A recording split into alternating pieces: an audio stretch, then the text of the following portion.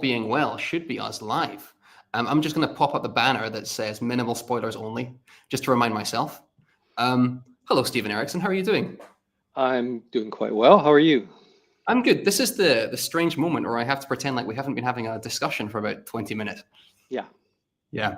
But listen, it's great to have you here. I think I've said to you via email and other ways that the series means a lot to me, and I'm appreciative that you're coming on my wee rinky-dink newbie channel to have that discussion with me. I want to get started. I'm going to spend the first kind of half an hour having the discussion with yourself before we're just going to hopefully pass it to those comments and let people have at it. So at that point, I will transition that banner that says minimal spoilers just to full-on spoilers and let people kind of have the questions they want to ask you. But the thing that I want to ask you first of all is about the rereadability of Malazan, because I don't know if you're aware, I've just started my 4th reread of the series, which is for some people very, very large, and for some people is actually pretty minimal. I know there's lunatics who've read it 15 or 20 times. So the question I wanted to ask you first of all is, what do you think it is about Malazan that makes it so evergreen that people can kind of come back to it over and over in that way? First of all, I'll predicate everything or preface everything by saying I've not done a reread. Zilch. So, but I guess it's because I started as a short story writer, and a lot of what is sort of, or at least it was for me anyways, underscored over and over again in writing short fiction is that what you write has to carry a lot. It has to carry much more than you would you would normally see in a novel. And so when I was learning to write short stories, I was putting as much layering as I possibly could into that story, so that even specific word choices were intended to echo further into the story.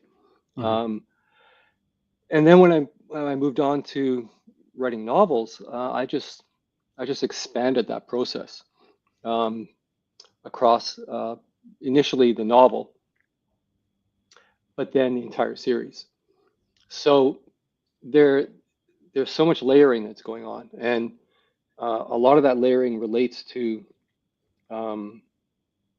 kind of key visual images or emotional states, that kind of thing, working with descriptive symbols. So all this stuff is sort of, it's set up, but I was aware that the payoff was going to be maybe 2 novels down or 3 novels down, and ultimately at the 10th novel. So I suspect what's happening there is readers are picking, once they've read through the series and they're going back over it, they're now catching those ones. They're seeing those little signposts as they proceed through. But I think maybe I was thinking there's something else that maybe relates to this. Well, it's it's the gaming. Cam and I gamed this world. So when we were flatmates, we lived and breathed the Malazan world. And so there are all kinds of sort of, I guess, incidental details that even when we sort of mapped out how we were going to write the novels, we knew that there were all kinds of things that had happened in the games that were never going to show up in the books. But maybe they'd be mentioned or there'd be a commentary on it. And so that kind of, in a sense, it filled out the landscape with things unseen and unexperienced, but they're still part of that landscape. And I think that kind of infused the writing to some extent. So I guess that's kind of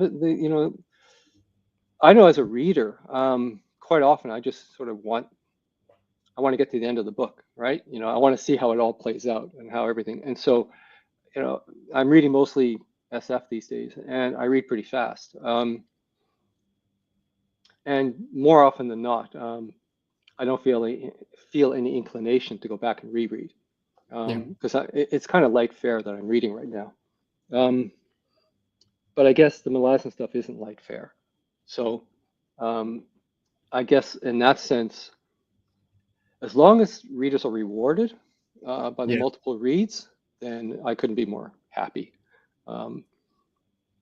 There's a bit of a Sorry to interrupt you. There's a bit of a question there, I guess, with the idea of layering, and I've heard you speak about this previously, and I've always wondered. You hear about this binary that I believe is a little bit false, right? The gardener versus the architect in terms of planning. One person who builds the whole thing in advance and then just gets to writing it, and the other person who just sort of sees how it goes as they go along. And from hearing you speak, it often seems like you kind of occupy some kind of middle ground, and where you allow things to breathe and you allow things to you allow the plot and the story and the characters to go where they should go. But there must be a balance there, right? If you're trying to layer things and signpost things a few novels down, how can you maybe hold those two things together, if that makes sense?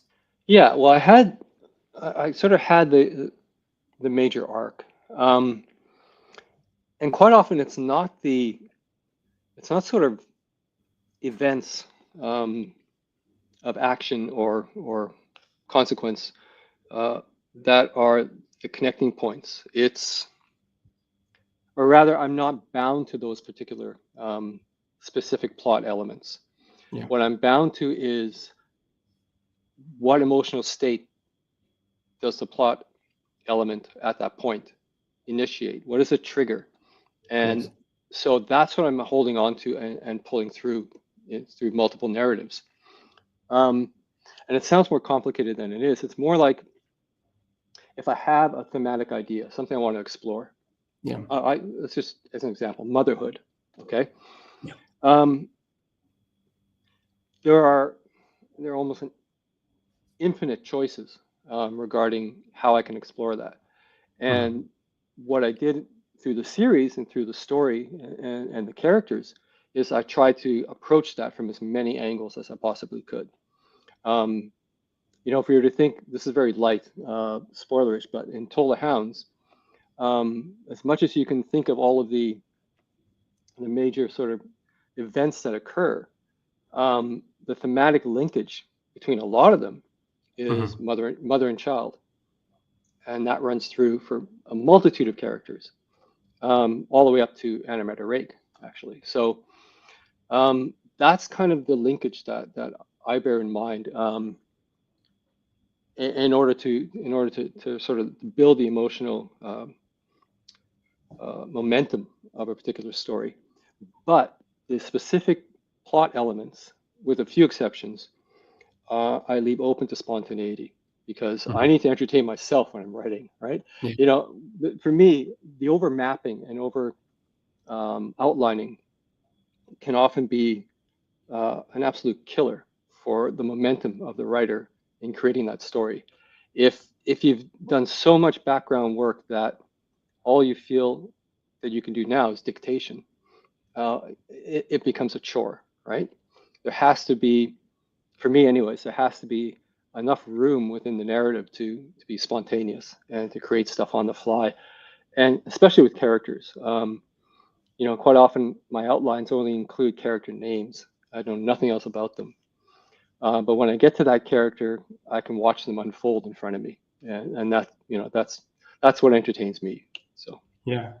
Do you know, it's interesting that I've heard you speak a few times about the idea of motherhood in Malazan, and that certainly exists and is very present. But for me, the parallel to that, and you mentioned it quite briefly there, is children. And I haven't heard many people ask you about the role of children in Malazan. And maybe it's for me having two small children, but constantly when I'm reading stuff now, the stuff that involves children hits home so much more than it did maybe 5-6 years ago. I guess to turn this into a question, did you kind of have an ongoing conscious thematic exploration of what children mean in your world, and kind of to an extent the broader world? Is there any kind of message or theme you were trying to relay there in regards to children? Oh, well, absolutely. I mean, the oft-quoted line from Lull in Dead House Gates about children are dying. So that was always, I guess, it was always sort of the end point that spiritually I would come to when I would look at history, our real world history, and modern events, things that are occurring all around us, and our continual failure to protect children. So that's part of it, but also there's a meta element to it. I won't get into too many details on that one, but I think the meta element relates to, I think I've mentioned that I'm writing a book on writing, and I talk about that in what I'm doing on writing. So it has to do with fantasy as a genre, and it has to do with the function of, for example, magic in fantasy. And I would hold that a mechanized magic system is a contradiction in terms. Magic was created in, and you think fantasy, think in terms of myths, myth making, myth telling, legends, and all the rest. There's a functional role of magic that relates to the sense of wonder and mystery. And so if you basically turn it into a mathematical formula, you've taken away all of that, right? Yeah. It becomes another mechanism you can use. It becomes a technology in a sense. Engineering. Yeah. So the sense of wonder, that's part of magic and fantasy, is something that all children possess. They're born with it, right? And depending on how they are raised and the environment that they grow up in, wonder is the fuel for imagination. And so the whole act of play, for example, is world building. That's what it is. And quite often, if I remember as a little kid playing with toy soldiers, for example.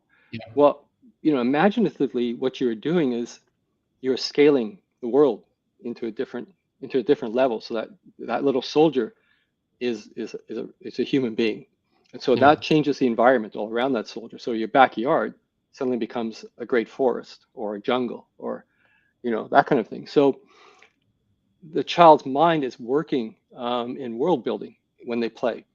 Yes. To the extent that I'm worried these days that there's not enough of that going on, because so much of the entertainment that children are engaging in is all online, or it's on a screen. Yeah. So the backyard kind of play or the neighborhood kind of play is it's been diminished quite dramatically, and I don't know what the consequences of that will be. But so when I write about children, I'm kind of evoking that meta element of, this is what fantasy is all about, and this is where it begins. And so in the process of writing these characters, children characters, I'm reminding myself of I guess the creative origins and that original garden, if you will, Edenic garden of the imagination. And then to move into that point of view, you just sort of you're both limiting yourself in the sense of diction and comprehension, but you're also opening yourself into the potentiality that children possess by virtue of not knowing the real world, right? Because a child's world is not real, right? It's this created, strange place. But it's what goes on to inform their perception of the real world, is the stories they hear when they're kids. Yeah. I mean, even with my 4-year-old, what the thing we do usually before we go to sleep is, we'll basically just do, role playing, just side by side. Now, there was an apple, but it was the wrong color. It was, and my son will go blue, and I'll be like, okay, and why is it blue? And we'll kind of have that story time together. And I think it's so important with young children. And then obviously in my role as secondary teacher, it's trying to nurture that appreciation for stories as a way of recognizing what the world really is. Yeah, I would guess in teaching high school, you're actually almost faced with the challenge of reawakening the imagination. Yeah, a lot of that. And it's also just trying to get students to recognize that as important as film is, I think we both have an enjoyment of film, and for me, video games are another way of storytelling, but being able to grapple with a text as well, fiction or non-fiction. I think, stuff like argumentation and logic and thinking through that as well is equally important. But getting those eyes on the page is fundamental. And I agree with you. It's something I worry about too. Are we losing that? And how can we get it back? Yeah. I'd quite like to ask you actually about, and we talked about this just before we went online, about the other thematic concern that's really been coming home to me as I've been reading your stuff recently. And that's kind of vastness. I don't quite know how to articulate it. A lot of people, when they pitch your series to people, they'll say something along the lines of, and this is the series that's the biggest you'll ever read. They'll say, there's so many characters and there's so many continents and there's so much, so much time involved there. And they'll probably say the same thing about Esselmont's work as well. But I think there's a misunderstanding there of what, that means, because I don't really think it's about just bigger is better. I think what your series is able to articulate is the depth of the world that we live in and the depth of the world that you've created and co-created. The fact that things go back thousands of years and impact the world today. There's a heaviness to that. I don't know if I'm articulating that very well, but you'll know what I mean because we've already spoken about it. Everything before us comes to bear on the world today. Why did you choose to create a series with that sense of historical kind of weight behind it? I don't know if I chose it, but it just seemed built in. As part of the product of the gaming. But I mean, both Cam and I were archaeologists, and one of the things that really drew me to archaeology, and bearing in mind that I did most of my work in Canada. I did some in Central America and the States, and then it expanded outward from there and did some other stuff. But initially, it was in Canada. And in Manitoba and Saskatchewan and Ontario, where I was doing most of my work, Northwest Ontario, you can only go back, as far as we could tell, anyways, about 10,000 years. Then you hit the glacial wall at that point, or the landscape that you're exploring was underwater back then, as the last glacial period started to break down. And so, but you had this weird juxtaposition of evidence in terms of deep time, because in the places where you had a lot of flood silts, you had a lot of sort of movement of water post-glacially, you would get silts that would, like in Winnipeg, they go down 10, 15, 20 meters of just flood silts. And if that's 15, 20 meters is 10,000 years of deposition. So that's not very much, but that's a lot of silts, right? So you get the sense of depth. So I worked on projects in Winnipeg where, we were having to dig through that stuff, usually with backhoes initially. But I know one site where we were actually, shoveling and troweling through meters of the stuff, and that was just for a historic site. So that sense of deep time is there. But then you get out onto the prairies or into the Precambrian Shield and stuff, and at least on the prairies, you scrape back half an inch of soil and you've gone back 6,000 years. So it's really, really close to the surface. And so there's that sense of, there's depth, and then there's a sense of very, very close to the surface. So then project that into, my schooling, where I was reading about old world civilizations, Roman Empire, Egyptians, Bronze Age stuff, all that kind of thing. And then I moved to the UK, and I remember on the first flight going down, coming down over Heathrow, and you kind of approach it from the northwest, I guess, because you cross, right? You cross the north part of the country when you're coming from Canada. And I'm looking down at that landscape, and I'm thinking, everything I'm looking at has been shaped by human will, human hands.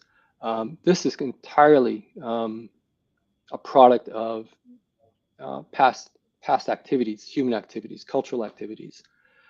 Even the moors or the heathland or that sort of barren landscape, which is so evocative. That was all, that was forced until Neolithic people came and started burning everything down and taking out trees. So everything has been shaped, and I could even see the old pasture marks, and everything is just mapped out in the UK to an extraordinary extent. And that really sort of underscored for me that sense of the past having given shape to the physical reality of the present. And so that was kind of an undercurrent that you think in terms of cities of the Middle East, like the Tells and stuff, Tel Aviv, and these places like that. They're all, yeah, they're layered with cities underneath them. Yeah. And so I guess to evoke that sense of deep time, I needed to explore those places, and I needed to have that present in the descriptions of what the characters are moving through at any one time. I mean, another example was when I was in Isla Mujeres, which is an island off the coast of the Yucatan, and I was walking up to an old temple for which the island is named. And I was walking with this American woman, and I was noticing that our feet were crunching on the path going up. And I just glanced down and realized that this isn't gravel; it's just broken pottery. The entire path was nothing but classic Mayan pottery. Yeah. And I remember, for me, of course, it's obvious. As soon as I mention potsherds and pottery, everybody's going to laugh. But I remember bending down and picking up a piece, and at the time I was able to identify it as post classic. And yeah, the woman I was traveling with, her jaw dropped because she did not even realize that we were walking across this carpet of history. Yeah, which is a metaphor made real, isn't it? And that's really what Yeah. we are. Yeah.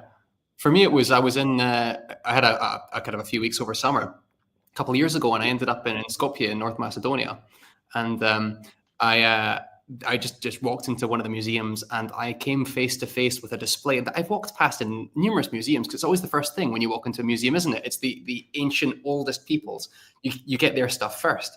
But for whatever reason, I don't know if it's that the years went slightly further back in this region or whatever, but I came face to face with, it might have been arrowheads or spearheads or something made by these people thousands of years ago. And I don't know why, but that was the moment that I suddenly realized that this is not just dressing for our lives today. And these were real people whose lives were equally as valid and experiential as my own life is. And that really kind of struck me. And I think before we went on, I kind of used the analogy of looking up at the stars, to which you responded, was it some people feel horror, some people, I don't want to misquote you. What was it you said? I was talking about the prairie, where, this isn't original for me. It's my mentor, Jack Hodgins, in the writing program at the University of Victoria. We were talking about Canadian fiction, which, could be deathly dull, but we were, and he says, he's a mountain writer or an island writer. And he identified me as a prairie writer. And he described it as basically, in fact, Margaret Atwood wrote a book called Survival. I think it's Survival, all about this. I don't entirely agree with everything she said, but she did really a good point where a lot of prairie writers, for example, the environment becomes a character, and quite often it's a hostile character. And so there's that engagement of human characters in these prairie stories, these prairie writers are producing. They are battling the environment in a very large sense. And so it's a main player thematically and structurally into the stories. Mountain writers, no, it's all about the people, because the environment is closed around them, right? The horizons are foreshortened. And so that's kind of the nature of what they're going to write about. At least this is how Jack Hodgins described it. So I had to think about that for a while, and I thought, well, when I'm out in the prairies, especially as an archaeologist, I was facing two choices of how to respond to this. One is that sense of immense insignificance, because the sky is just this vast volume of blue or gray. And the horizons just stretch. They just stretch as far as you can possibly see. And so, yeah, you could choose to feel, or you could just feel insignificant to that. Alternatively, you can say, well, I'm the tallest thing, in sight. Yeah. So there are different ways to approach this kind of thing. That's what I was talking about. But yeah, you mentioned the stars, and Yeah. yeah, that one's. I guess, yeah, you could invite yourself to that sense of insignificance, but also um, you're participatory in something that is so vast that it's breathtaking in and of itself. Yeah. Maybe it's not either. Maybe it's both at the same time. I mean, certainly my first reaction was fear, or Fear. intimidation, maybe. I'm more thinking about the stars now. I remember with my father, this was supposed to be a cute memory, a little boy holding his father's hand, walking along the beach and looking at the stars. And I actually remember this being my, 7-year-old David's first moment of existential dread, seeing, realizing how small we are. But maybe it's both at the same time. That smallness and that tallness can kind of in some way come hand in hand, maybe. I think But so. actually, Yeah. well, while I have you on the stars, the two books I have, because they're the only ones that fit in a suitcase on the way to Kuwait, is your science fiction. Oh, And I right. know, yeah, and I know you've been saying that you're mostly reading science fiction these days. Mm-hmm. And a question that's been coming up in my mind lately on BookTube, a lot of people have stopped referring to fantasy as fantasy and sci-fi as sci-fi. It's all been roped together under this umbrella of speculative fiction. And I'm wondering what you think about that, because I understand the appeal of kind of drawing those two threads together. But at the same time, do you think that these two genres, these two subgenres are distinct enough that they should be kept distinct? Yeah, discussing genre is itself problematic. Yeah. Contemporary fiction, so-called literary fiction, is a genre. Although my experience, certainly at University of Victoria and University of Iowa, there's always this sense of elevating contemporary Yeah. fiction above other genres. Personally, I see it as the smallest. It's a tiny twig on a branch, and the branch goes back to the tree, and the tree is epic fantasy, because Yes. the origins of literature, the Iliad, Gilgamesh, all the rest, that's the trunk of the tree, and Yeah. its roots go down through the earth into mythology and legend. So the trunk of the tree is the core genre, if you would. If you want to call it a genre, it's the core. Science fiction is a branch off of that. Contemporary fiction is a twig. Yes. And it may have one leaf on it that says I'm the greatest thing in the universe, but that doesn't necessarily, mean anything. Yeah.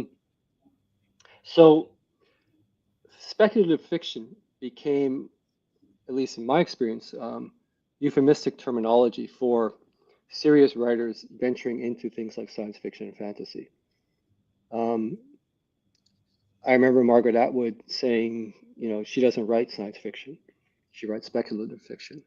And I roll my eyes to that, because it's just, in a sense, she's attempting to separate herself from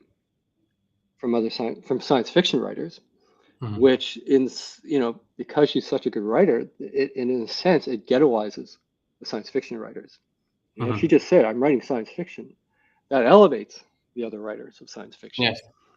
So I always found it very self-serving, and so I mean, speculative fiction as a term,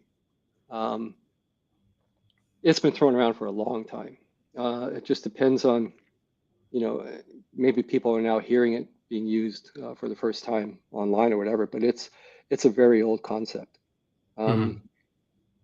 So I'm kind of jaded regarding the use of the term speculative fiction. Mhm. And I kind of mocked it when I was at Iowa, because I was writing magic realism. That's how I kind of got away with writing fantastical stories, Mhm. just by calling it magic realism, which of course, again, is just a euphemistic iteration of fantasy. Um, so yeah, I'm not. Maybe I'm too old to think in these terms about speculative But it, fiction, but I certainly wouldn't. No, I mean, if you're gonna talk genre, um, it has to be recognized that these are very fuzzy and ephemeral concepts.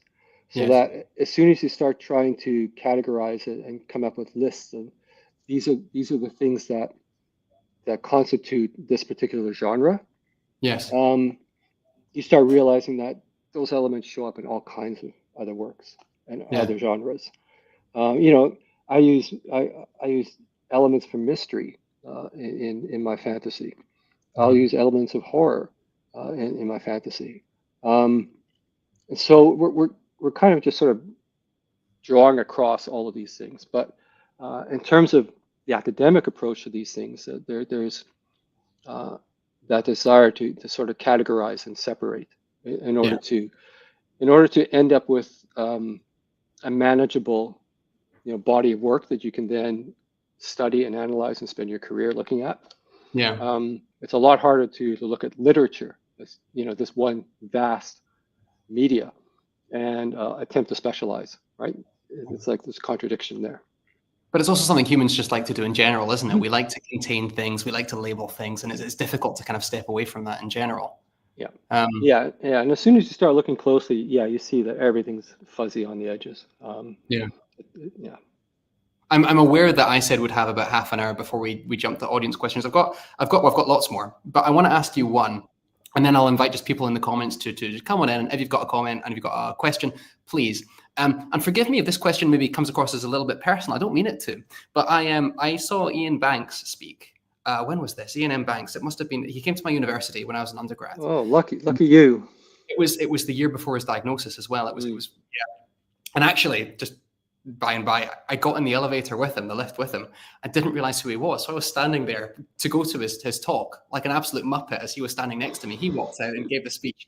And I was just doing this for the next like 45 minutes. It was horrible and wonderful. But one of the things he said, and it's always stuck with me, someone asked him about The Wasp Factory, his first novel. And he was just publishing, I think, the 10th Culture novel at that time.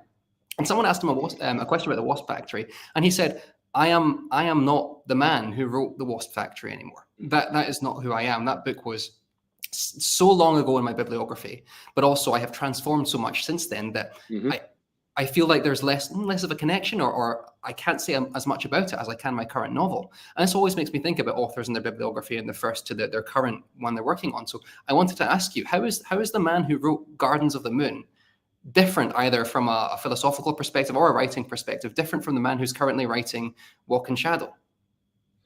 Well, how many hours have we got? I mean, you know, many as you have. Yeah, life experience. When you're writing a novel, at least this is my sense of it, it cannot help but engage with the present, the world around you. It doesn't matter if it's fantasy, science fiction, any genre. And in some sense, unless you are basically disengaging that and just writing to rote, you're sort of fallen into a formula, and you're just producing these books. But if you are genuinely sort of trying to create something that's going to draw from your own life experience, that work cannot help but establish a kind of dialogue with the present at that time.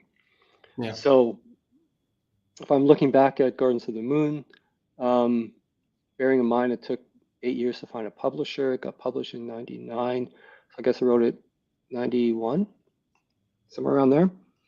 So, what was I experiencing at that time? Something very different from what I'm experiencing now, right? So, I think our child had just been born. We were dirt poor. Had no work. I think I'd gotten a Canada Council grant. That's what we were living on. So a lot of what Gardens of the Moon was, if I'm trying to give it a context for my state of mind at the time, it was driven partly by frustration because Cam and I had written this feature film script. We thought we were going to, be able to pull this thing off, and that was not happening. That was the film script for Gardens, is that right? Yeah. And then we thought, well, maybe we can do a game system, write up a rule book, and contact Steve Jackson and see if we could get it as a GURPS version, Malazan stuff. But that just seemed like ridiculous amounts of work. Cam was heading up to Alaska. I was on Salt Spring Island here in BC. So we weren't going to be in the same place. So co-writing and co-working on something was going to be really difficult. Internet was pretty much non-existent. We were just exploring the exciting new phenomenon of word processors, and computers. So we were going to have to do something independently. So yeah, there was an element of frustration, but there was also an element that when I sat down to start writing Gardens of the Moon, I was writing to an audience of one, and that one was Cam. Because from the gaming, I mean, when we were running games and campaigning with each other, one-on-one basically, it was just to entertain, right? It was to have laughs. And there was a lot of comedic stuff going on. So, but at the same time, we were looking for ways to set up expectation, especially relying heavily upon fantasy tropes, and then completely kicking them to pieces and undermining them and confounding the other player. So all of that was kind of at play, and so this was sort of okay. I was giving myself permission to write this novel, Gardens of the Moon. I knew from the script where I had to take it in terms of the final scenes and all that kind of stuff. But in the meantime, I was just going to set up and line up every fantasy trope that sort of came to mind that bugged me, and bash it down. And that was, that was my entertainment. And I wrote the novel in 4.5 months. It just came out really quickly.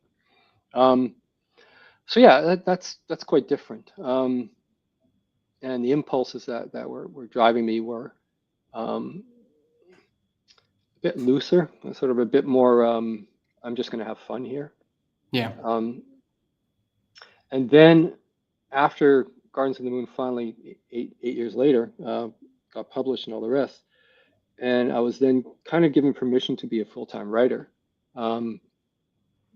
Not yet, actually. It's by the third book I was able to do that. But when I got the contract to create, basically Dead House Gates, that was when I really felt like, okay, now I can just roll up my sleeves and really wade into this thing. And so my mindset for Dead House Gates was completely different from Gardens of the Moon.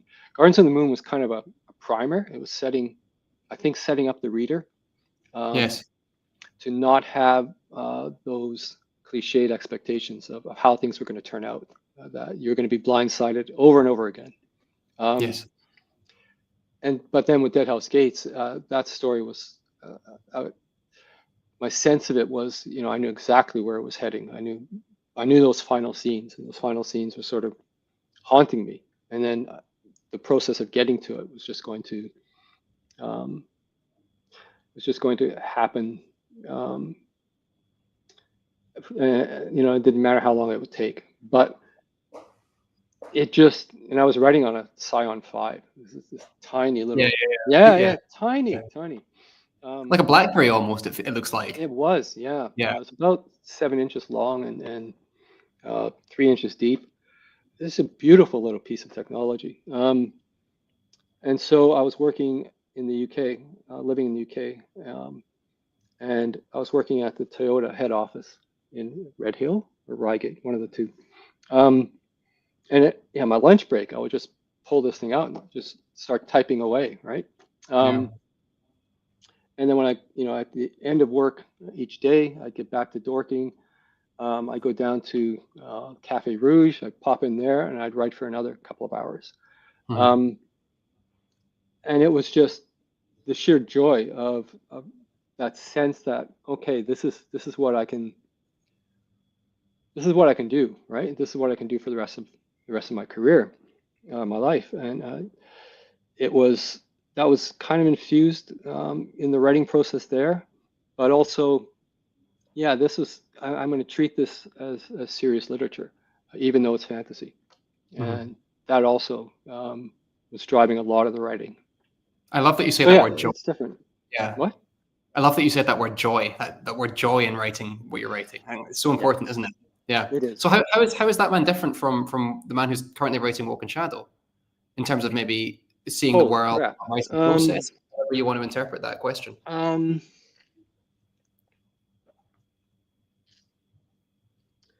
Yeah, that's a strange one. Okay, so Kharkanas, when I was thinking in terms of bearing in mind that fantasy is a genre where the best genre where you can take a metaphor and make it real. So Mm.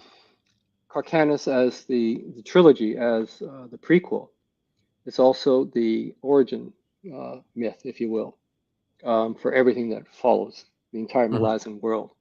This is the origin myth. This is the equivalent of the Greek pantheon and the battles with the Titans, the elder gods that Yes. preceded Zeus and all the rest. So you have to go back. And at the same time, I realized that, again, it engages with the real world at the time. And um, certainly in terms of paying attention to sort of the ethosphere, you could sense. I don't know when I wrote Forge of Darkness, but anyways, I could sense that something as, or rather, I could sense civilization, at least in the West, well, everywhere, as is reaching a very fragile state. Yeah. Um, and so I was going to write about what initiates and triggers a civil war, and the consequences of that, which would then ultimately fragment and break up everything. And so that's what I was basically writing about. Um, and then I wanted to do a stylistic shift, tonal shift in everything away from the Malazan 10 books. Yeah. So yeah, I think I at the time I downloaded the collected works of Shakespeare, and I read everything, Mm. um, and that gave me an interesting way to approach this thing. Forge of Darkness is I remember the guy who did the reading for it for the audiobooks. He even commented on how easy it was to read out loud, and Breath. the Is reason. that right? Hmm? Sorry to Yeah, it's interrupt. breath. Breath. It's breath. Yeah. It's breath length. It's all breath length. It's as if the characters are standing on a stage and pontificating, if you will. So, and that's a very seductive style once you get into it. But I was also writing Forge of Darkness in the wake of completing the Malazan Book of the Fallen, and I had not realized the immense weight that had been sitting on my shoulders during the writing of that 10-book series. And so once that was all kind of shrugged off, I guess I kind of gave myself permission to just let loose and see what kind of story I was going to tell here, using very traditional structure in Force of Darkness. So I thought it would do well, and it turned out it didn't. And then Fall of Light did even more poorly, um, which, yeah, that took the wind out of my sails for that trilogy. Mm. So now, I'm back writing on it, and I'm facing sort of different struggles, trying to recapture that particular style, um, but also recognizing that um, uh, how can I describe this? Um, I don't know if I'm the same writer that I was, and things like plot, for example, which used to be so easy for me to work out, um, because I always had the final scenes in my mind. It was just a question of getting to those scenes. These days, plot's confounding me a lot, and I'm not sure why. Line by line, character by character, yeah, everything feels as strong as ever. Um, and I kind of recognized that, well, this third book, Walk in Shadow, the fragmentation has already occurred. And so what I have to do structurally is kind of write it that way, which Yeah. allowed me to sort of think in terms of stylistically approaching each storyline uniquely, as if I can create my own style for each one, because metaphorically, the breakup is kind of already occurring. Um, Yeah.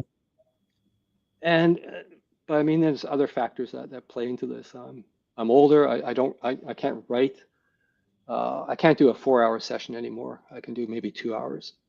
Um, and life gets in the way. And so I'm not sort of sustaining it on a daily basis. Um, so, I mean, it's proceeding. I've talked to Cam about this. You know, he's facing the same thing. Uh, it goes, but it doesn't go as fast as it used to. I don't Yeah. think I have that energy, that store of energy that I had, you know, for the Malazan 10 book series. I mean, that was unsustainable if you think about it. A book a year, I About think. Yeah. 11 years to do those 9 books. Yeah. Yeah, I am. I'm aware that I said I'd stop talking about 15 minutes ago. But I'll close just my kind of conversation with you by saying that I enjoyed the Karkat. I bought it. I loved it, both of them. And I'm really looking forward to book 3. And I guess also you could maybe rope it back to that sense of joy. You know, if it's different for you writing this third book, there's Mm. also something maybe kind of powerful in that, where you're, you know, just like the sequel to Guards of the Moon, you could go and do something and kind of sink your teeth into it. Maybe with Walk in Shadow, it's kind of a similar thing where you've said what you need to say in the main 10, and you've already fragmented the world, and now it's just a case of seeing how things fall. That's good advice. Thank you. You can dedicate the book to me. Yeah, sure. It's yeah, that might be a good approach.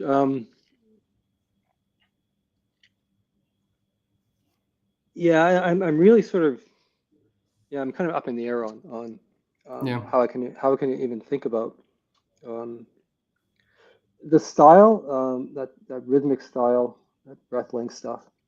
Um, I'm capturing it, I guess, when needed, Yes. but it's not as consistent, I don't think. And what I'm finding is, because I had to read back, I reread Forge of Darkness and um, Fall of Light, and it kind of they intimidated me because I don't know if I'm capable of recapturing all that has to be recaptured. Um, and I guess readers will discover one way or the other whether I succeeded or not. But that's still to come. Yeah. I heard something interesting in preparation for this. I listened to one of your previous interviews, and you said something along the lines of everyone dislikes the book that just came out, and then a few Mhm. books later they tend to like it, which I thought was really interesting. That I want that's been my experience. Yeah. I'm going to pass it over. I'm aware we haven't even spoken about book 2 and Witness, which I'm also deeply excited for. I'm back to Seven Cities, but what I'll do is I'll leave that for the comments, because I did say that at 30 minutes it's now been 50. If anyone, while I have Stephen here on the call, has any questions, now is your time. Please fire them in. I'm going to very quickly change the banner to spoilers. So that people are aware, I cannot control the comments. The comments are fair game. If you have a question to do with plot or whatever in Malazan in another book, or just a general questions we've been kind of having, please ask them now. And what I'll do while we're doing that is I will kind of scroll up and see if there's any ones that we've missed. So the first one here is from Hugo. Hi, Hugo. Are there any character stories you would like to expand upon in the future? Well, Good question. I'm certainly expanding on some right now in Walk in Shadow. And one of them was quite unexpected. So um, I don't want to give you too much. I'll just give them I'll give you the character name, Calor. So Also, the person who appears on the image of No Life Forsaken. Is that perhaps Felice and Younger, or am I way off there? Or no, can you? that's Phyllis and Yeah, Younger. Yeah. yeah, okay, amazing. We've got one from Slay, who's also in Kuwait. Mr. Erikson, do you know anything about what R. Scott Baker's doing at the moment, and do you keep in touch Nope. with him? No. When did I last? He came to ICFA in Florida. Was many years ago now. So no, that must be over 10 years now. Yeah. So no, I'm not sure what Scott's up to. Slay is the biggest fan. We've been out for dinner, and he's been inspiring me to continue there. But we've got another question here. What inspired you to create the Crippled God? That's a brilliant question. What was the impetus for that character? Well, this is full spoiler, isn't it? Are we on Yes, full spoilers spoiler are right now? totally for a game. Spoilers are a go. If you're not finished, please leave. Right. Well,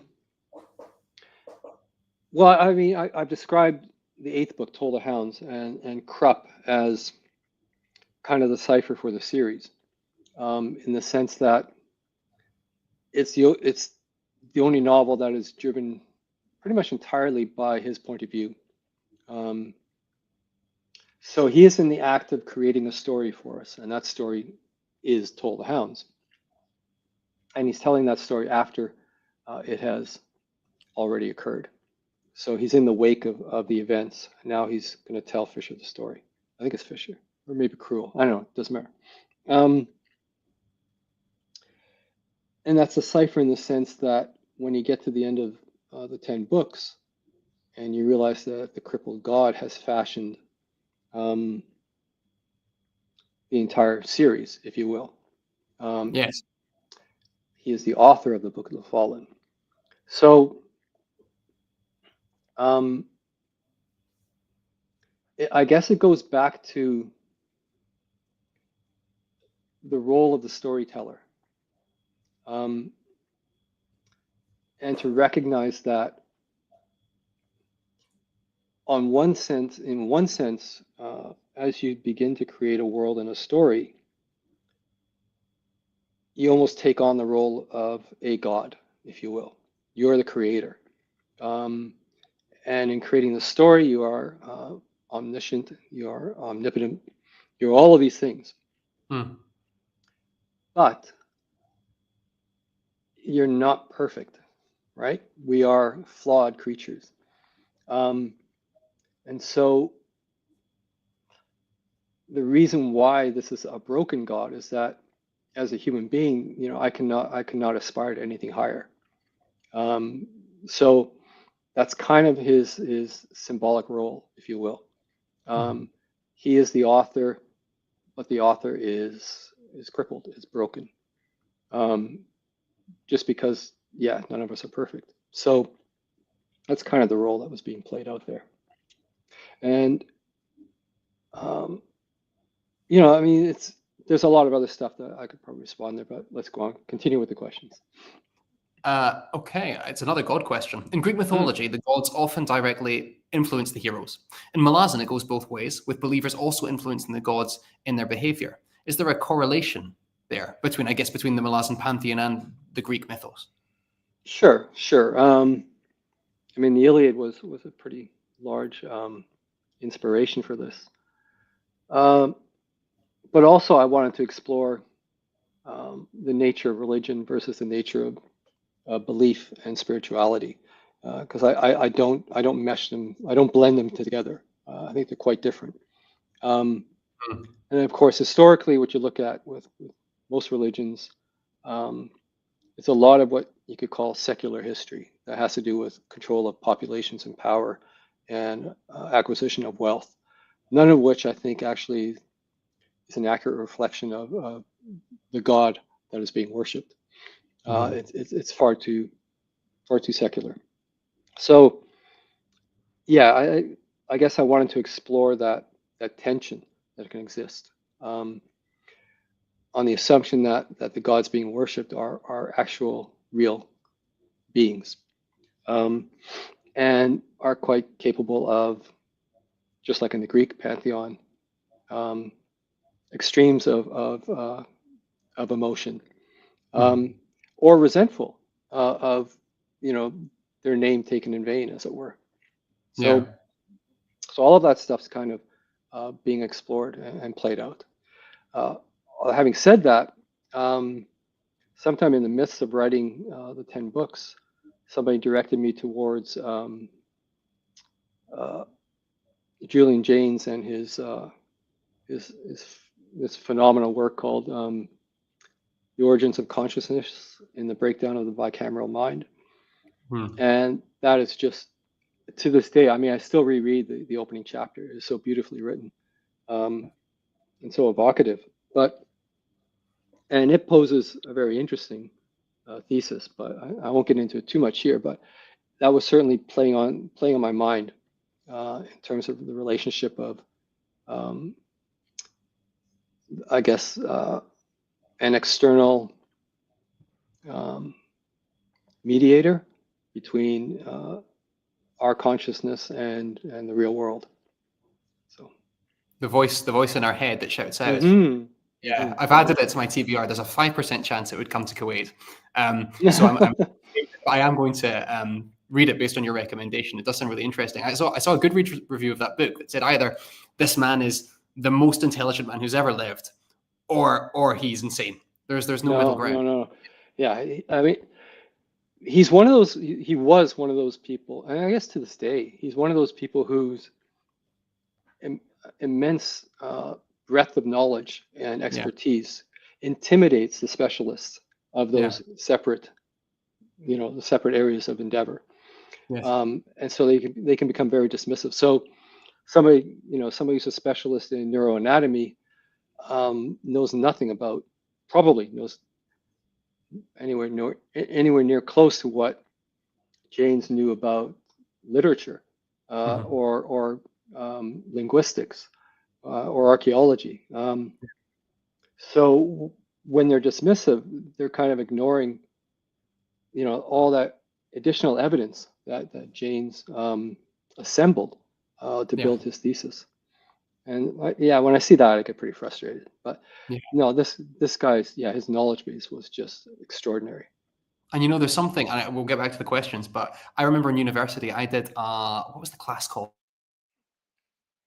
And it was tying together neuroscience with reading and how you put the electrodes on people's brains and they read certain passages, different brain states get instantiated, and it's such a fascinating area. But I guess it goes back to what you're saying, that when two areas of expertise cross over into something kind of new, people do kind of raise their eyebrows naturally, just as something as original, I guess. Yeah. But now I'm holding. There's a lot of resistance, but the Julian Jaynes Society is still up and running, and people are still lecturing and expanding on his initial ideas. And it's very evocative, it's very convincing, but I don't yet know what it means. Yes.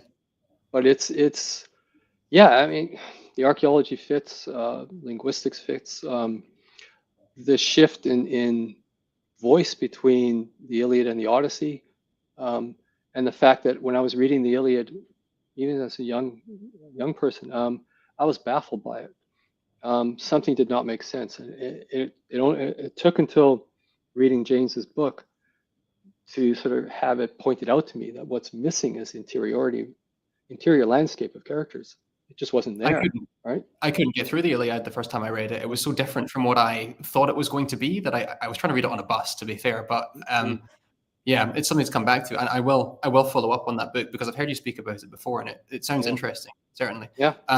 Will Walk in Shadow be the final Kharkanas book, or will there be more? So we know that Witness series has become a quartet. It's the final one,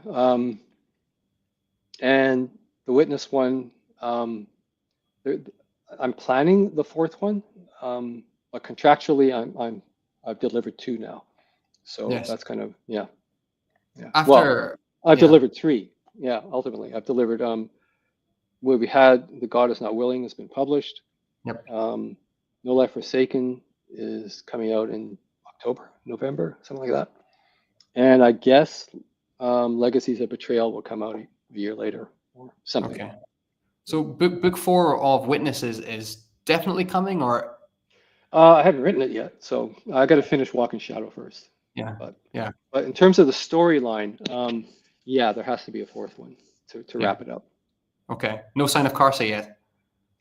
Well, the 4th one is definitely all about Karsa. So yeah, it's interesting. I keep going off, but it's interesting how this character is being held at arm's length, much like someone like Anamander was in the main 10. But I will keep my vow of silence and keep going. Any chance of a tabletop RPG for the setting? I know there were rumors once. Yeah, we've been approached multiple times. generally, at least the last time, it had gone far enough to actually get a proper sort of pitch and proposal, but I guess the conditions of the contract were, not conducive to continuing on with them. So it's, a lot of people can come at us with a lot of enthusiasm, but it's a lot of work. And, Cam and I we'd need to actually, I guess, be prepared to hand over a lot of maps, background information, notes, all that kind of stuff, or have a much more present involvement. And we're both busy writing our novel, so that's pretty difficult. Yeah. My favorite character, my favorite god character is male. Was his destiny connected with the destiny of Letharus, forgive me. Not really. Although, if you think of the nature of male as the god of the seas, he was probably pretty annoyed when the deal was made to sort of freeze everything in place in Letharus. Mm-hmm. And I guess it sort of it probably drew him to that place out of curiosity to see, well, what's going on here if I have so little control over this? Why did they set this up? But since it was locked temporally to the time of the holds as opposed to the warrens, that is something much more familiar to Mael as an elder god. So it might have felt more familiar hanging out there than in the new world of warrens. Yeah. From whence came the inspiration to create languages and character names? Now, before we jump into this question, forgive me, I remember the essay you wrote on character a few years ago, and I have a bit of an opinion about why sometimes, at least previous to that essay, people would come at you for your characters. And I think there's a very simple reason, and maybe I'm being far too simplistic here. I think the fact a lot of your characters have single names is perhaps a reason genuinely that some people go, oh, well, there can't be depth there because his name is, do you know what I mean? Whatever whiskey. As opposed to, my name is Ken Bennington the third from wherever. It's not the depth that people expect because it's just one word character. I think people can misinterpret that the title of a person does not indicate the complexity of their character. So this is something that's on my mind. But again, I'm steamrolling. Where did the inspiration to create all this stuff come from? It came from the gaming. Let's see. So Cam and I were both in the writing program here in Victoria, University of Victoria. He was a year after me. So, and at the time, because I was a student, I was trolling books, used bookstores. That's where I got all my books, basically. And I got into reading a lot of Vietnam War literature. And Cam, at the same time, was probably reading, I don't know what he was reading, existential stuff, I think. But also in terms of fantasy, he was reading Black Company, Glenn Cook. And so we then discovered that there's a very close tie-in between Glenn Cook and Vietnam War literature, primarily because Glenn is a veteran of that war. And a lot of what he was doing stylistically in terms of character names, when we first saw it, it was like, this is completely new. I've never seen anything like characters named like Croker or not even just the Black Company, but also the series that preceded that. I can't remember what it's called now. Dark Empire, something like that. What? By Glenn Cook. Yeah. His first series. Forgive me. I'll check. Dark Empire. Is that the one with Terror of something? Or is that someone else? No, that's later. I remember Shadows of All Night Falling. He had great titles. It has great titles. So anyways, he had characters like Mocker and he had Croker in Black Company and Odd Eye or whatever it was, One Eye or whatever. And this was really interesting stuff. But it was only when I picked up Gustav Hasford's Short Timers that I was able to make that connection, that Glenn Cook's character name generation came directly from his experiences in Vietnam. So this is because suddenly the Short Timers got turned into by Kubrick into Full Metal Jacket, and of course the main character in there is named Joker. So you can see the convention is the same. These Marines were employing these conventions, and so in the gaming that all fell into place, and we started creating characters like that. Although I mean the first character I rolled up was Anomander Rake, so that's a much, I guess, more traditional fantasy name. Although I was drawing from Indo-European or Sanskrit, actually. I was drawing from with the Thai standee naming conventions. Okay. But the military stuff, yeah, that was inspired fully by Vietnam War literature and Glenn Cook's Black Company. When you say Vietnamese war literature, that style there, is it journalistic? Is it brevity? What characterizes that style? No, I'm talking about naming conventions. Okay. Yeah, the styles can be very different. But you're right. A lot of them are, there's a journalistic element to them. And I mean, we could spend hours talking just about why that might be the case. But certainly the fact that it was the first fully televised war had played a huge role, I think, in the voices that were employed by writers who came out of that experience. Yeah. And also there was curious stuff going on. Going after Cacciato, for example, it's a Mobius loop. The entire novel is a Mobius loop, so it's playing with time, which is quite sort of magic realist in a sense. There's a scene which never made it into the film in the Short Timers that has Joker clashing with a vampire. I mean, it's in the book, right? So there's just something about, and of course you think of the Vietnam War films, think of Apocalypse Now being the best example of that infusion of the surreal into that setting. So, and I guess all of these things are sort of feeding into each other. And then as Cam and I are gaming, we're just riffing off of all of that stuff. So that's where a lot of the naming convention occurred for the military aspects. For the non-military characters, quite often I got into this idea of keeping varied the number of syllables, first name versus second, and often weighting the first name as having more syllables than the second. But yeah, I was looking at Sanskrit stuff, and a lot of looking through all my sort of anthropology, archaeology books, and looking at old site names and all that kind of stuff, and playing around with that stuff.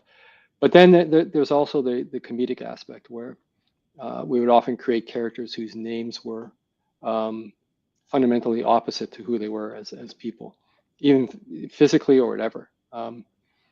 So you have a 300-pound, 6'6" character named Tiny.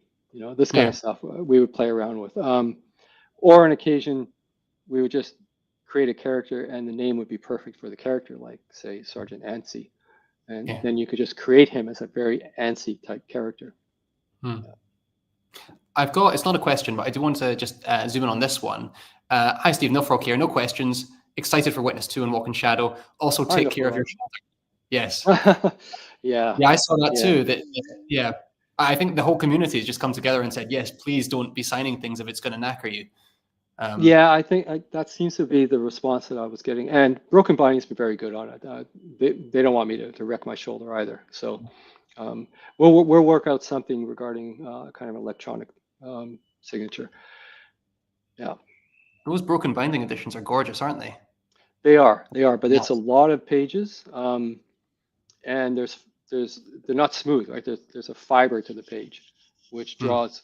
I mean, you would think it's so minor, but actually it makes a huge difference. So if I'm signing sheets for Subterranean Press, for example, they come on what's, this really smooth cardstock. Yes.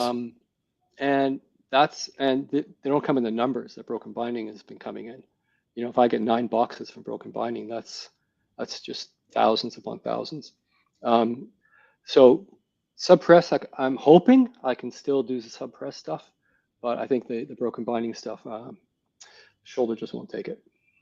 I have a suppressed copy of Deadhouse Gates, and I probably won't do it, but I always had this idea for a YouTube video of live annotating my suppressed copy of Deadhouse Gates, just to see how people would react to me basically defacing this gorgeous copy. All my stuff, probably wouldn't get a very good reaction, would it? No, probably not. No. Right, where we are. We've already kind of done this one. The first Witness book was so well written, and we kind of covered this slightly. How do you feel you've evolved as a writer? Are you happy? Anything to add there, or? No, just a bit. I wanted to make the Witness trilogy, again, stylistically different. It's just not as heavy.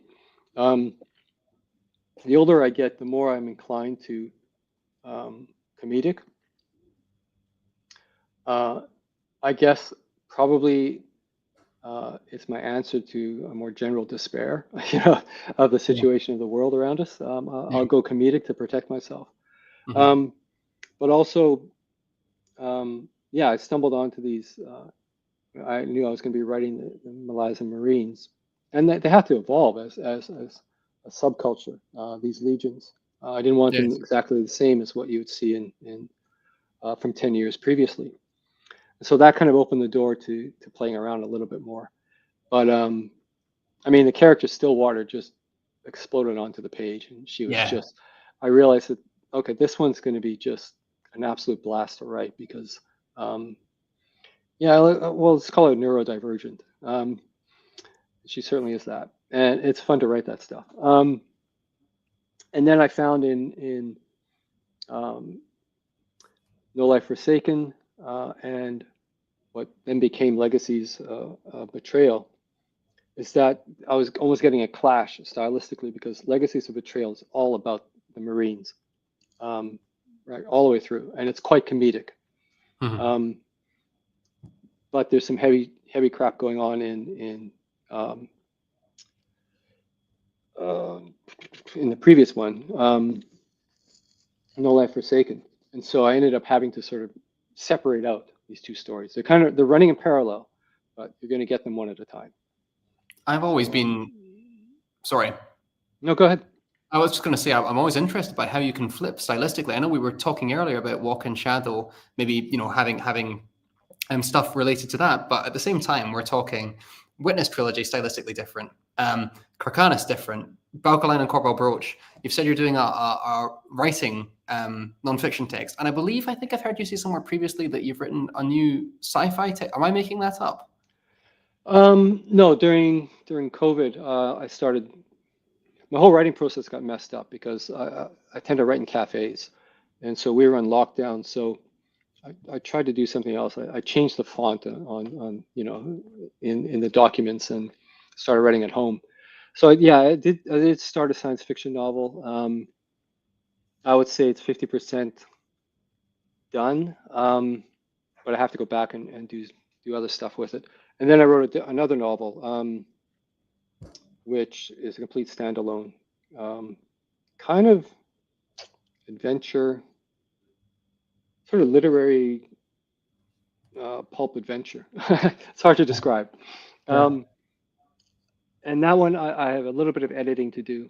I don't even know if it's publishable. So that's, and the style for all of them are different. And of course, I saw you held up Rejoice, A Knife to the Heart.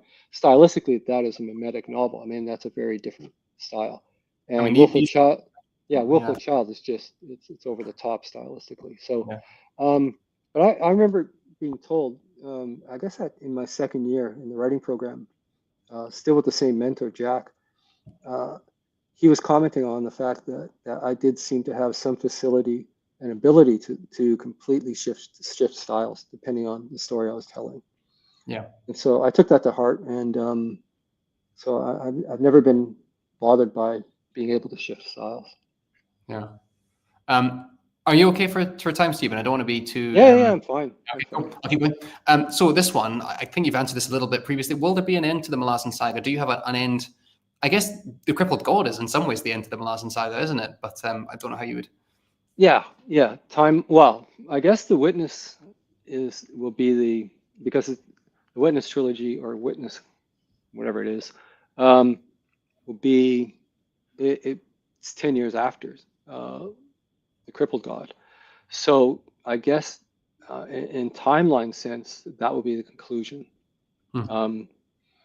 I have the two Bocalane Cobra Brooch novellas, and it doesn't matter what time they're in. They're standalones. They're off in their own little world. And then so I'm doing Walk in Shadow now, and I'll do the fourth in the Witness and the two novellas, and that should be it. I think after that I'll be doing standalone stuff. That's probably not Malaz related. It comes down to I'm not going to keep belaboring this if my writing is no longer conducive to those kind of intense long books. Yeah. I may be more comfortable with a bit more self-contained stories. It's a product of getting old. The brain gets tired. The creative well, starts getting dry, and so I wouldn't want to have anything decline, if you will. For the Malazan corpus. Cam feels the same way. He feels the same way. Yeah. We can all think of series as well that have maybe gone on a bit too long, and it does tarnish things sometimes when you realize that the book has gone 5 books on from where it should. Yeah. I love this question. Which character gives you the most joy to write? I mean, you mentioned Stillwater. Stillwater was an absolute blast. I tend to enjoy, I guess, the slightly twisted characters, or the ones that I can, in terms of their mindset or their dialogue, I can surprise the reader. Krupp was always that case. Iskaril Past is certainly one. So yeah, they are quite comedic. I mean, Stillwater is certainly one of those characters who's badass factor. Sorry? Envy and Spite? Would you put them up there? No, I tend to want to sort of take a shower after writing Envy and Spite, especially in the Kharkanas stuff. I mean, yes, well, that's what, yeah, it's dark stuff. So yeah, I think I take pleasure in like just sort of in the writing process. I take a lot of pleasure in the comedic stuff, and having comedic characters. The other characters, I mean, yeah, they're more work, if you will. But Stillwater still has that badass aspect to them, and that makes them a lot more fun. There's a lot of lines from Malazan that have stayed in my brain. A lot of them are very serious and heavy, but one of my favorite lines of all Malazan is in The Crippled God, when that letter from Taehol wings its way across, and it's, "Dear brother, have you slept with her yet?" Burst out laughing. One of my favorite. When I read the book for the first time 12 years ago, it's been in my brain ever since. It's just such a wonderful moment of levity that is in this really kind of. We spoke offline about the exploration of bleakness that happens in those two final books, and to have that moment, that crisp moment of humor, it's just loved it. Well, yeah, but it made sense because it's two brothers, right? It's a brother writing to the other brother, and so there's a closeness and an intimacy there, and for Taehol, it's I don't think he ever expected it to be read out loud, so it's like it's a private letter. Yeah.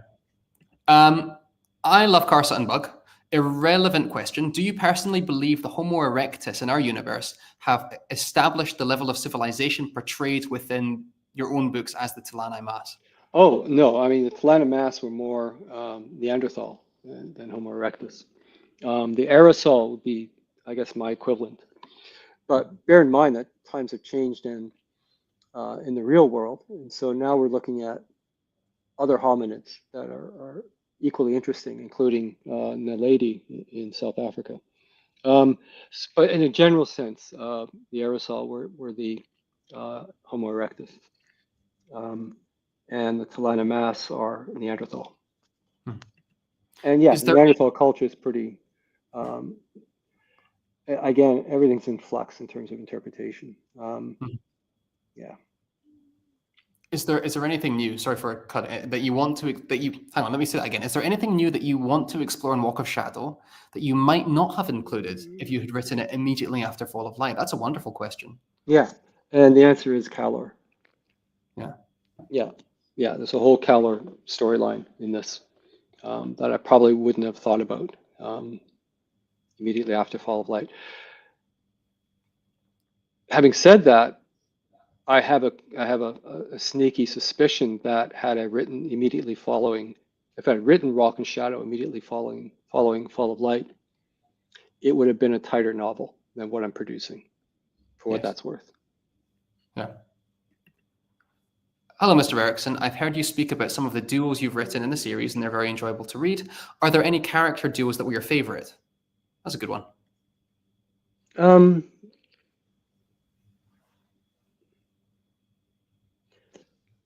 Well, a lot of them actually, Cam has been writing about more than me. I mean, Kellenved and Dancer, but they were the favorites because they were so central to the game, which, that most of the campaigns regarding them was the foundation of the empire and the expansion of the empire. So writing them is a little bit different from playing them, because I was playing Dancer as the NPC and Cam was playing Kellenved. So there's an element of unpredictability when you're dealing with that you don't get necessarily if you're writing the two characters in the story. So when I think in terms of gaming, that nature of the duo is generated because Cam and I were playing this game. So it was always, there was two people, right? I only expanded into a larger group for the gaming back when I was back in Winnipeg, and Cam was still in Alaska or Japan or wherever he was. So that's probably why there's so many duos. But also, I mean, in a fictional sense, it's a useful thing to do, to create a pairing. Once you create a triangle, you're creating tension. And that has a different function. But a pairing allows for doing a lot of what could have been expository prose, and infusing it into dialogue between two characters. And then you can alter their diction levels. You can alter their, if you want, their intelligence levels, their knowledge base. You can now play with all of these things, and then be as cagey as you want to be in terms of the world building that is underlying their dialogue. And then you can filter that world building and that exposition through the actual characters' point of views. So it allows a lot more leeway in how you do your expository background stuff, your world building. I think Tehol and Bug, for me. Tehol and Bug were a blast. Let's see. I mean, for gaming, you wouldn't know it, but Fiddler and Hedge were huge in the gaming as two characters. Although he wasn't called Hedge in the games, but let's see. Quick Ben and Quick Ben and Kalam. Maybe, yeah. They're fun. I don't know. It's and I have two in No Life Forsaken. My first two female sappers, Hulkrud and Fedalap, and they're a lot of fun.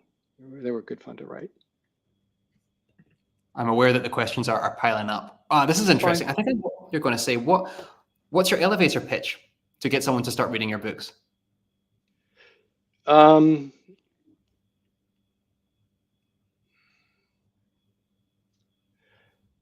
well, okay.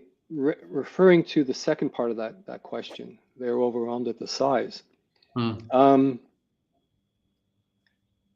because I started as a short story writer and I basically applied short story writing methods and even some structural elements to the novels, they're actually, doesn't matter how thick they are, they're a collection of short stories. And quite often they're scene-based collection of short stories. So you can read them in little packages and think of them that way. That might help. I don't know. I always But find this otherwise, thing. I don't have an elevator pitch. Never did. I find this thing about size very curious because, you know, we've all read 200-page books that felt absolutely glacial. And we've all read, probably people in this chat have read 1,000-page books that went by like that. So, yeah, I understand if you're a non-reader and you look at a text like Malazan, that you might, you know, raise your eyebrows at the size of it. But actually, I think also, especially with fantasy becoming more and more popular, I think, from my perspective, if your friends are already into fantasy, Vijay, I don't think it would be a huge issue. I mean, when you go into Waterstones or Barnes and Noble, whatever your taste is, you'll see books of that size all around the place. Yeah, and definitely with the Malazan stuff, I mean, I write in sections, right? And the sections have then, there's a number of sections will lead to one chapter, and then the one chapter will lead to the sub-book, if you will. But even within the sections, there are discrete scenes. So if you break it down, and you'll get something from just the scene. That's the whole point of short story writing. You'll get something from just the scene. So that's one way of thinking about it. What are some random, I guess, just media in general that have been inspiring you? We talked about the bicameral mind. Yeah.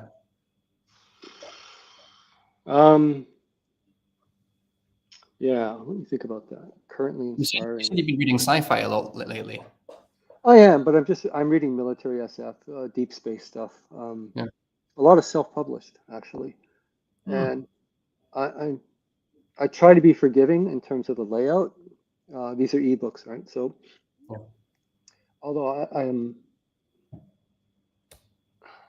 layout can be problematic on self-publishing. And I know I wrote a whole essay on that. Just you know, please make it look like a book. That helps. And sometimes, I mean, reading this stuff, I am kind of inspired to think, well, post Malaz, do I want to do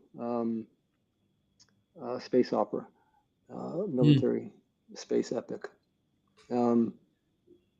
Possibly. I don't know if I have the technical wherewithal to do it in terms of the science behind the terminology of all this stuff. So I'm kind of absorbing that as I'm reading.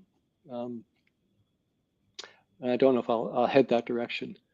I certainly enjoy it.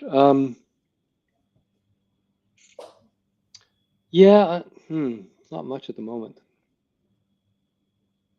Yeah, I'm not thinking. I'm drawing a blank on that one. Are there any of those self-published books that you'd want to mention by name or shout out?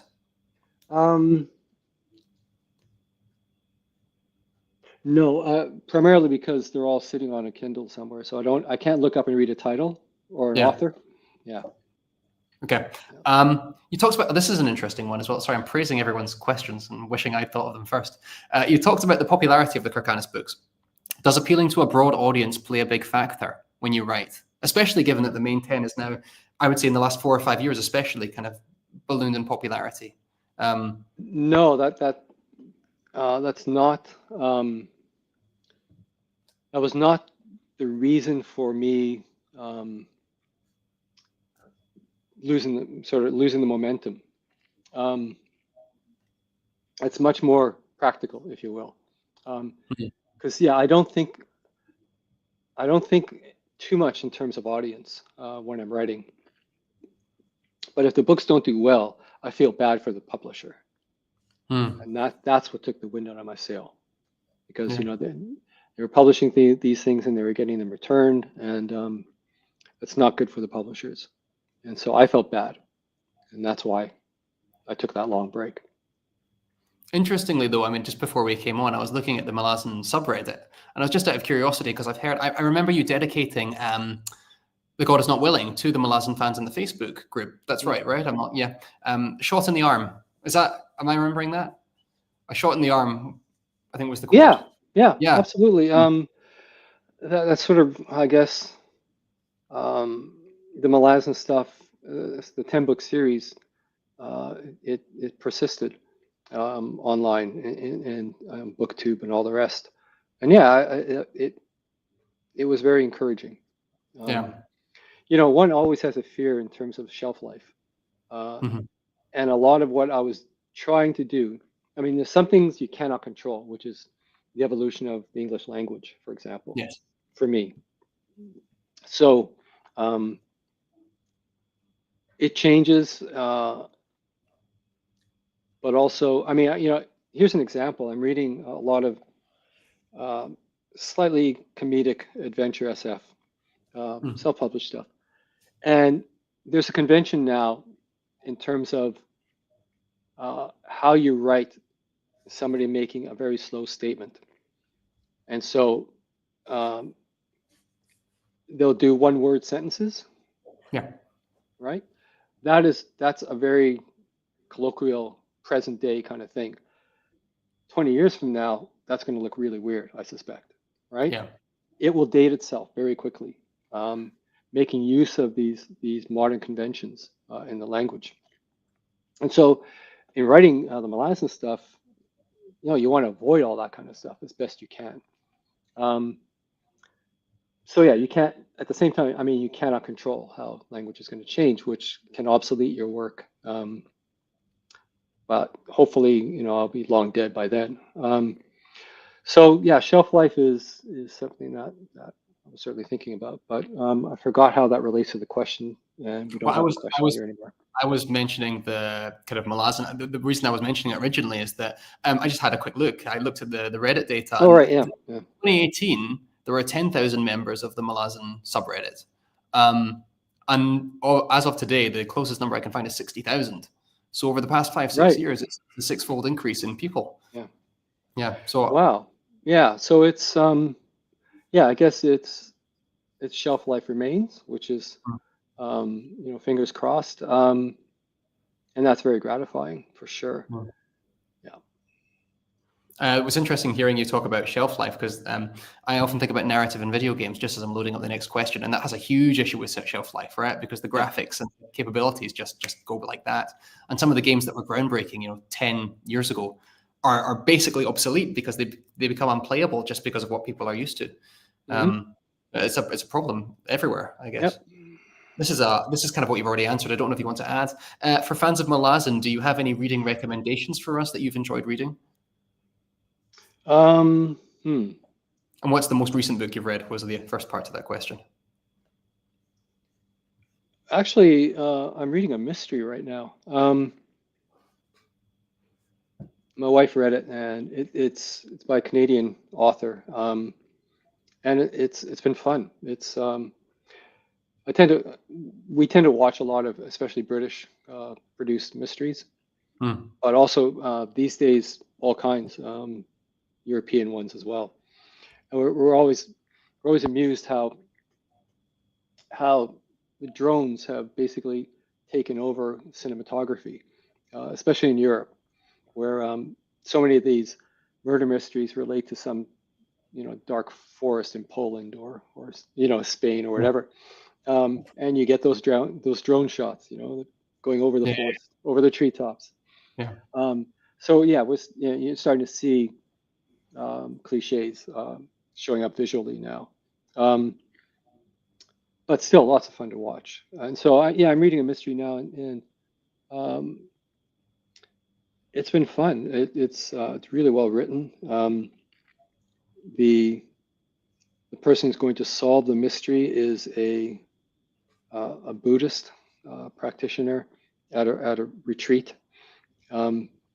And yeah, so the Buddhist philosophy is infused throughout the narrative, and it's been a lot of fun.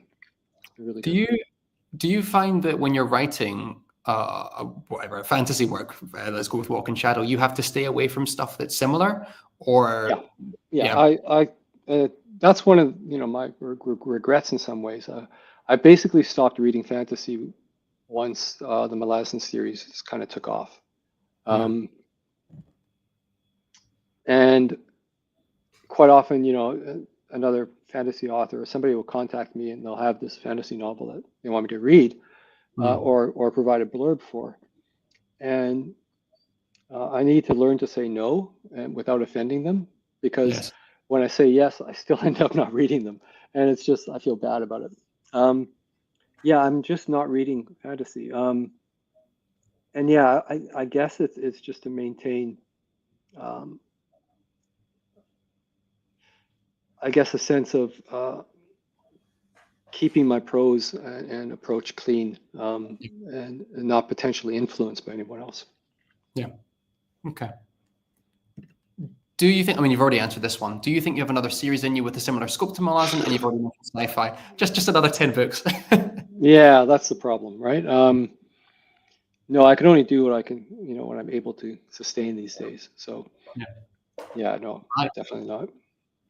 My thing that I've always wanted to see in the Malazan universe was a little short story collection. I mean, you say the whole thing is based on short stories. I think if I were to have any say in it, which I absolutely don't, I'd love to see like a collection between you and Esselmont having some, a little collection. Because I don't know if you saw the video I made on Goats of Glory, but I really enjoyed my time with Goats of Glory. Oh, did you? Yeah. Yeah. And I find that a lot of people don't, know about it compared to, the rest, which is understandable because it's so much smaller. But I think little splinters of stories is always a good way to go. It would be nice, except I basically stopped writing short stories. The last one I did was for an anthology, and it was kind of an anthology sort of centered around the barbarian, if you will. So heroic barbarian, I guess. And of course, and I warned the editor that I'm going to completely sort of deconstruct that, and I'll probably subvert everything, regarding that sort of heroic Conan style barbarian character, which I did. And from what I've seen of the few reviews I've seen, everybody absolutely hated my story, hated it. And so I'm just,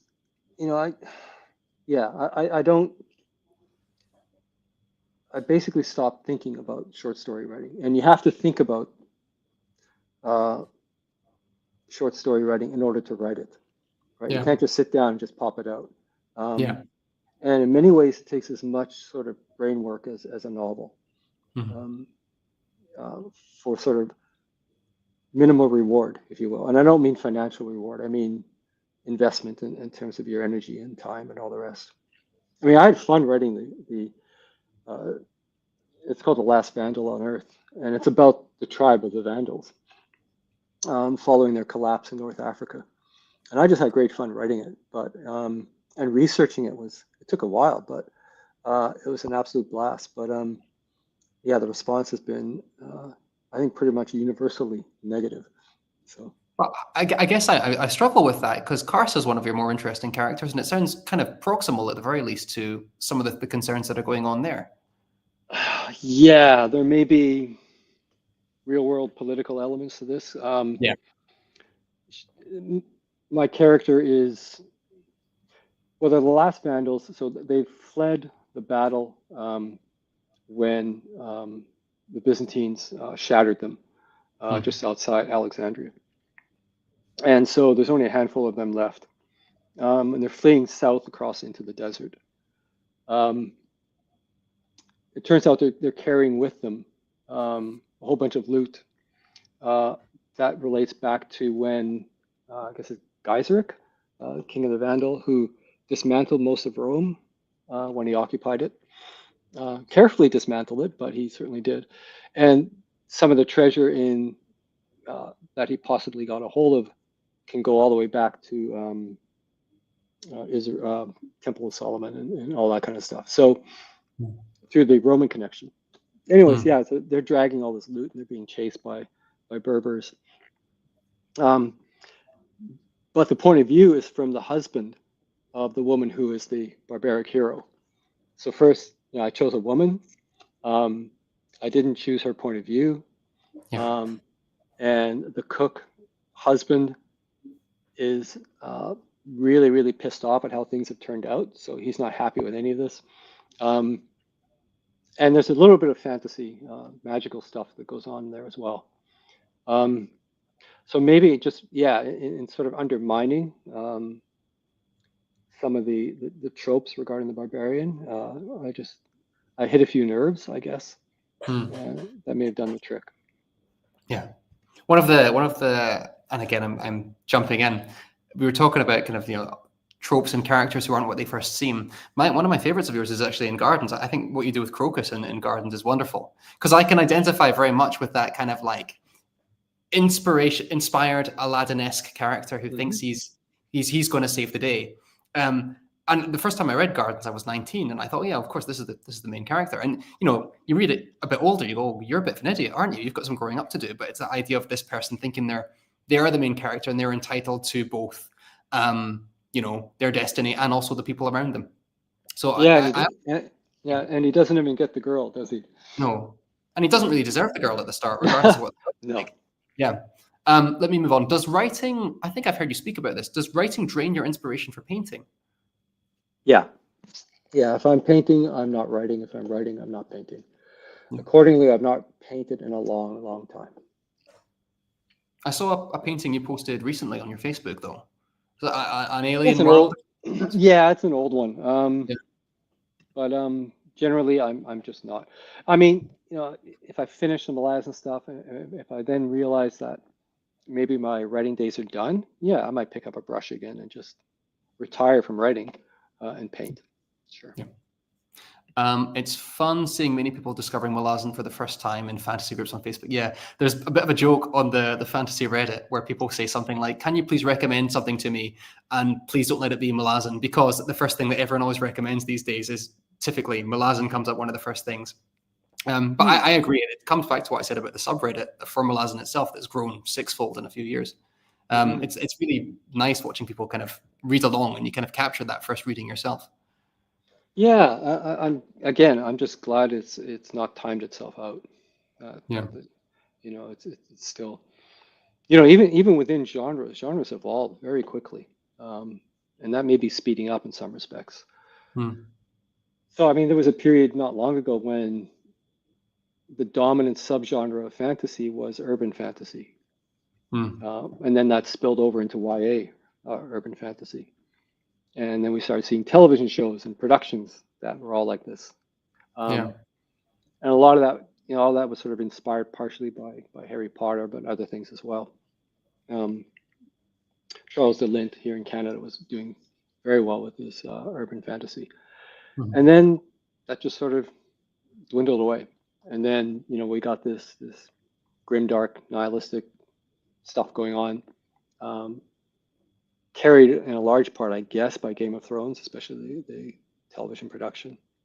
And now we're into, what is it, romantasy, I think it is. Yes. So, these subgenres, they rise, they rise up and dominate the genre, and then they will move on.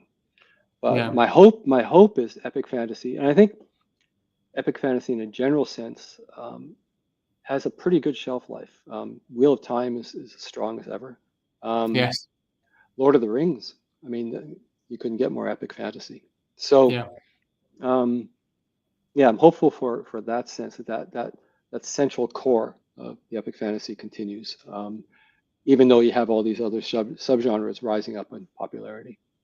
Yeah, I discovered your stuff from finishing Game of Thrones and looking for something to fill that gap.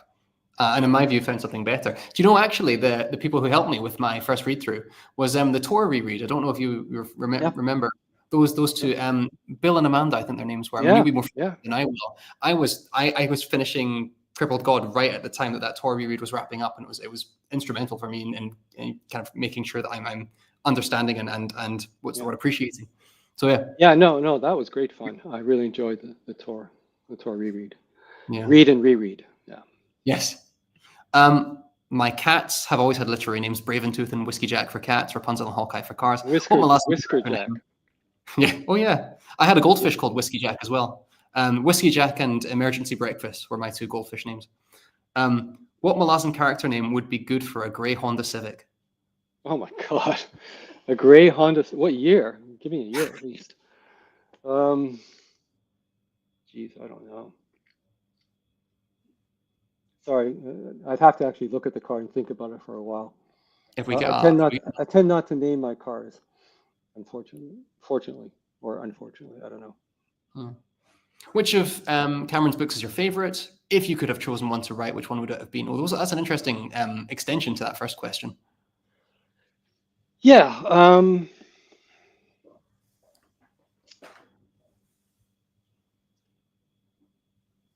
The ones that I mean, it's hard. I actually don't really do that. I mean, Blood and Bone, I thought was an absolutely brilliant novel. And I just recently, for reasons I can't mention, I can't mention, but I did just 2 days ago reread Night of Knives, and man, that's an accomplished little book. That's a really cool book. Yeah, I was very impressed all over again. It's 6 chapters long or something, isn't it? It's all one night. It's so cool. But yeah, the writing is sharp. The writing is very sharp. And no, in terms of, I wouldn't have chosen to write any of them. It's what I enjoy about it is it's all Cam, right? He's the co-creator, so I love seeing what he does. Yeah. Worlds to conquer, worlds to share. Mm. And quote another one. Right, 2012 grey Honda Civic. I don't know if that helps you. And Precious Thimble was the suggestion from That's a good choice. Yeah. Yeah. Precious Thimble is good. Any news about my girls Hellion and Stillwater? Will it be possible Hellion? for them to meet? Yeah, no. We left off. We're in spoilers. We left off with Hellion at the end of the Crippled God, but there's no news of her whereabouts. No. Yeah. No. Who knows? Who knows where she is? I read a really if she's smart, she's sobered up. Yeah. Yeah. I read an interesting comment. I can't remember where it was. I don't know if it was a Tor reread or whatever. But you discussing Hellion's alcoholism, and and Alex Banks and I discussed on this our video a couple months ago that it played for humor, but also the tragic undercurrent that's happening there. Both. Yeah, and it annoys me when people sort of do that kind of thing regarding to taking something like this and playing it for humor. But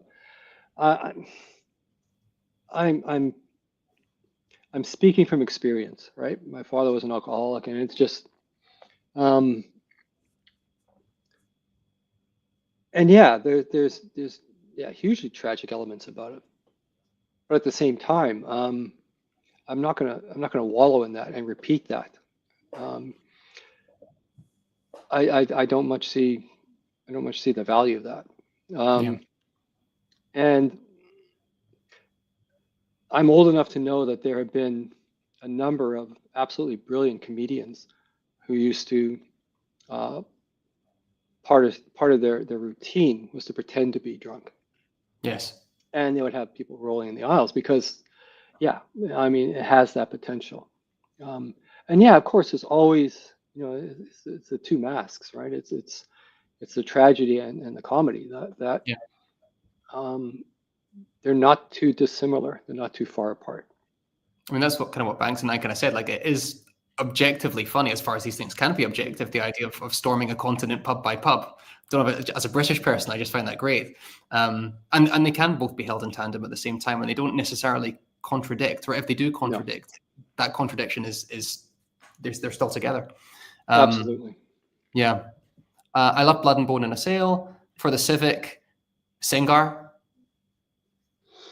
I quite like Precious Thimble. I think that's still my top. Precious Thimble's good. Yeah. We're nearing the end, actually. Was David Keck a player in the Malazan games?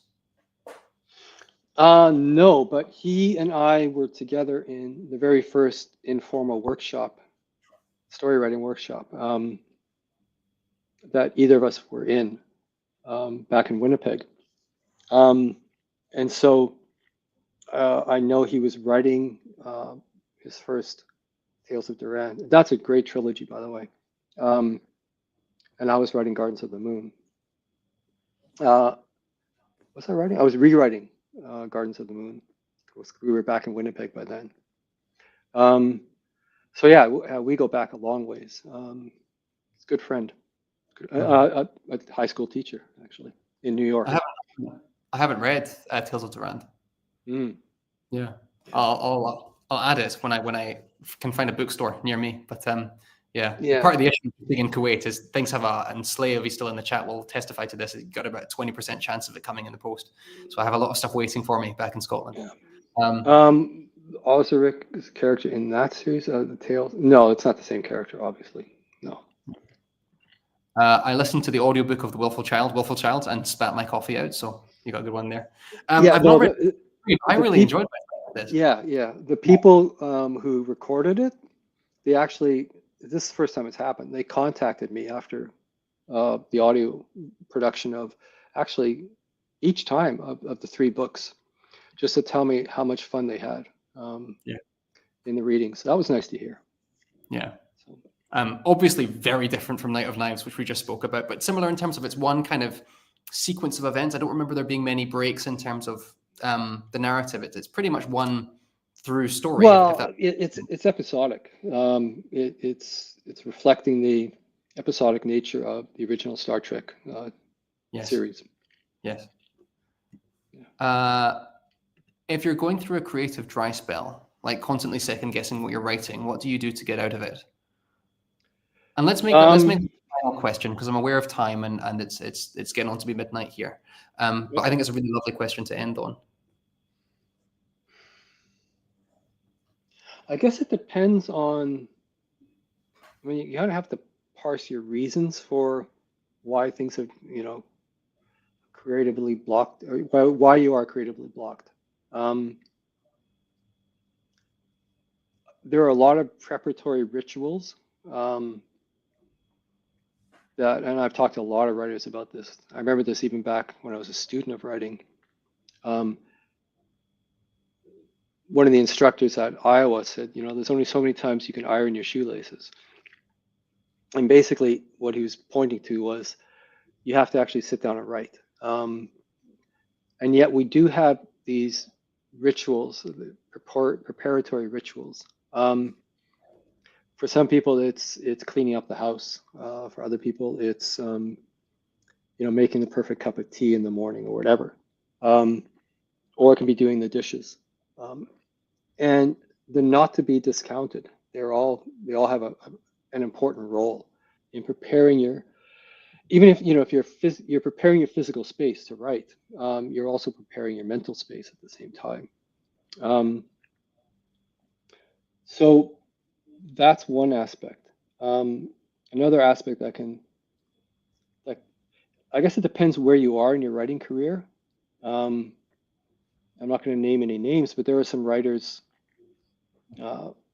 in the genre who are profoundly blocked at the moment, but their writing, especially their early books or their first books, were extremely popular. And if I look at that, I think, well, yeah, it could be kind of the problem. Sometimes the persona and all writers have to put a persona on of some kind in their engagement with the public. Sometimes that persona is well, it's ego-centered in a protective sense, a self-protective sense. But it is not the writer in that person. So when that ego-bound persona goes to sit down to write something, to write their next book, it has nothing to say.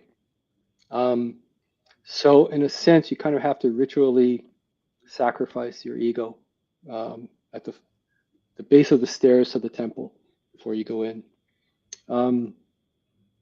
And so there's a lot of ways of doing that, but I think trying to evoke that sense of mystery and that wonder of what can the imagination produce from my life experience. I remember a lot of people were, young students writing, and they had this notion that, well, I have to go out and really live in the world before, I have enough life experience in order to write. And I don't buy it. I think the very process of growing up to that age, whatever age you're at, carries within it all the life experience you possibly could need in order to write fiction. It's all there. And so you're kind of honoring that by sitting down and letting the imagination freely take you to where it wants you to go. So I don't know if that's part of I don't know if that's kind of a solution, but it is a way of thinking about it. You know, the book on writing is it's going to be called The Ritual of Writing, because I very much think that there's a lot about ritual in the anthropological sense that actually really fits the creation of art. And there is something sacred to it. So that kind of approach is one where, you know, having sacrificed or slain the ego at the steps, you can only enter with humility. And it's that humility that is going to allow the creative space to sort of expand and fill the thing. And to think of the blank screen not as a barrier, but it's an invitation. It's endless potential is what that blank screen is. And so that's one way to look at it, as opposed to thinking of that blank screen as this great this wall between you and the story you want to tell. It's actually an invitation. The ritual of writing is partially written or fully written. Yeah. And it's going to include a whole bunch of my essays as well. So including on character and all that stuff. Yeah. Love to see that. Okay, I'm going to wrap this up. Steven Erikson, thank you so much for your time. It was fun. It was fun. You'll know from my emails to you that I'm you know, there might be a level of intimidation from having my favorite author on, but it was, I would articulate the word fun as well. Brilliant time. So thank you very much. And thank you everyone for sticking in the comments and your questions. And if you're watching this later, so thank you very much. And I'll see you as always. Thank you guys. Bye.